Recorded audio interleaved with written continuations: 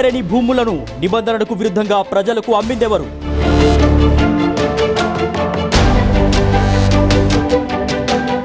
ఖాళీ స్థలాలకు పట్టాలిచ్చిన ఆ అధికారులెవరు? అసలు జీవో నెంబర్ 76 ఏం చెప్తోంది?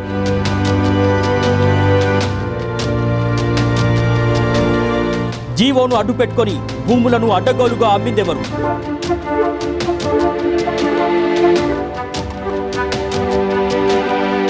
ప్రజల దగ్గర 2 నుంచి 3 లక్షలు తీసుకున్న ఆ ప్రజాప్రతినిధి ఎవరు?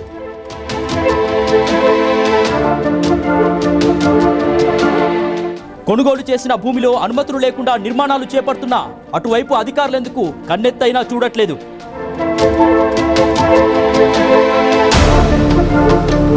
భూపాలపల్లి మున్సిపాలిటీ పరిధిలో యథేచ్ఛగా ప్రభుత్వ సింగరేణి భూములను మింగినటువంటి ఆ ఆరుకొండపై ఆర్బీ న్యూస్ ప్రత్యేక కథనం. Don't miss it.